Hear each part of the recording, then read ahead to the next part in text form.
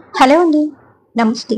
Welcome to our channel మీతో మీ శ్రీ ఛానల్కి స్వాగతం. ఈరోజు మీకు ఎంతో టేస్టీగా ఉండే రవ్వ దోశని చూపించబోతున్నాను. హోటల్స్లోనే కాదండి, ఇంట్లో కూడా అంతే టేస్టీగా వచ్చే ఈ రవ్వ దోశలని ఎలా చేసుకోవాలో చూద్దాం. బయట హోటల్లో అయినా మనం 1-2 మాత్రమే తినొచ్చు. అదే ఇంట్లో చేసుకుంటే మనకి కావాల్సినన్ని తృప్తిగా చేసుకొని తినేసేయచ్చు అనమాట. మీతో మీ శ్రీ ఛానల్ కనుక మీరు ఫస్ట్ టైం చూస్తున్నట్టయితే సబ్స్క్రైబ్ చేసుకోండి. మీ ఫ్రెండ్స్ని, మీ రిలేటివ్స్తో కూడా సబ్స్క్రైబ్ చేసుకోమని చెప్పండి. నా వీడియోస్ కనుక మీకు నచ్చితే లైక్ చేయండి, షేర్ చేయండి. ఇంకా మీ అభిప్రాయాన్ని నాకు కామెంట్ రూపంలో చెప్పండి. మన టేస్టీ యమ్మీ అండ్ క్రిస్పీ రవ్వ దోశకి కావాల్సిన ఇంగ్రీడియంట్స్ ఏంటో చూద్దాం రండి. ఒక పెద్ద సైజు క్యారెట్, ఒక పెద్ద size onion and 2-3 green chillies and ఒక చిన్న ముక్క అల్లం, వీటిలో అన్నిటినీ సన్నగా తరుక్కొని పక్కన పెట్టుకోండి. ఒక బౌల్ తీసుకొని దానిలో ఒక 3-4 టేబుల్ స్పూన్స్ బియ్యపు పిండిని తీసుకోండి. ఈ బియ్యపు పిండి మనకి రవ్వ దోశకి క్రంచీనెస్ అనేది తీసుకొని వస్తుంది, అందుకే బియ్యపు పిండిని వాడతారు రవ్వ దోశకి. నెక్స్ట్ వచ్చేసి ఒక పెద్ద కప్పు ఉప్మా రవ్వని తీసుకోండి. చూస్తున్నారు కదా, ఒక పెద్ద సైజు కప్పు ఉప్మా రవ్వ తీసుకొని ఆ బియ్యపు పిండిలో యాడ్ చేయండి. బియ్యపు పిండి రవ్వతో పాటుగా ఒక 3-4 టేబుల్ స్పూన్స్ మైదా పిండిని కూడా యాడ్ చేయండి. ఈ మైదా పిండి మనకి సాఫ్ట్నెస్ తీస్తుంది రవ్వ దోశకి.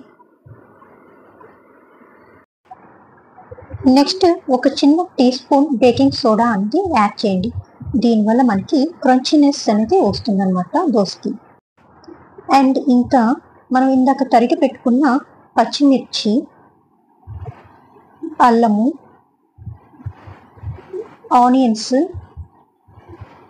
అండ్ క్యారెట్ని యాడ్ చేసుకోండి ఆ బౌల్లోకి. నెక్స్ట్ టేస్ట్కి ఇంపార్టెంట్ అయిన సాల్ట్ని సరిపడా యాడ్ చేసుకోండి. ఇక అన్నీ బాగా కలిసేటట్టు గరిటె సాయంతో బాగా కలిపేసుకోండి. అన్నీ బాగా కలిసిపోయిన తర్వాత వాటర్ని యాడ్ చేయండి. కొంచెంగా యాడ్ చేస్తూ వాటర్ని బబుల్స్ రాకుండా అండ్ ఉండలు రాకుండా బాగా జారుగా ఉండేటట్టుగా పిండిని కలుపుకోండి. ఇంకా అవసరం అనుకుంటే కొంతమంది మజ్జిగ కూడా కలుపుకుంటారు అన్నమాట. అది వాళ్ళ టేస్ట్ని పట్టి. ఇలా కలుపుకున్న పిండిని ఒక 10 నిమిషాలు నాననివ్వండి. అప్పుడు పిండి మనం దోశలు పోసుకోవడానికి సరిగ్గా రెడీ అవుతుంది. ఇక స్టవ్ ఆన్ చేసుకొని పెనం పెట్టుకోవాలి. ఈ పెనం అనేది బాగా వేడవ్వాలండి. అంత వేడి మీదనే మనం ఈ రవ్వ దోశ పోసుకుంటే అది బాగా ఉడుకుతుంది, మనం దోశ తీసుకోవడానికి కూడా ఈజీగా వస్తుంది. చూస్తున్నారు కదా ఆ హోల్స్ అనేది, ఆ బబుల్స్ అనేది ఎట్లా వస్తుందో. అండ్ ఈ పోసుకునే పిండిని కూడా మనం బాగా కలిపి అడుగు నుంచి పిండిని తీసుకొని పోయాలి. ఈ విషయాన్ని మర్చిపోబాకండి. ఇంకా అవసరం అనుకుంటే మధ్యలో హోల్స్ ఎక్కువ ఉంటే ఇంకొంచెం పిండిని మధ్యలో యాడ్ కూడా చేసుకోవచ్చు. చూసారు కదండి, బాగా డార్క్ బ్రౌన్ వచ్చేదాకా మంచి హీట్ మీద ఈ దోశని కాల్చుకోవాలి. అండ్ ఆయిల్ని యాడ్ చేయండి. చూస్తున్నారు కదా ఒక పేపర్ లాగా ఎలా లేసి వస్తుందో దోశ.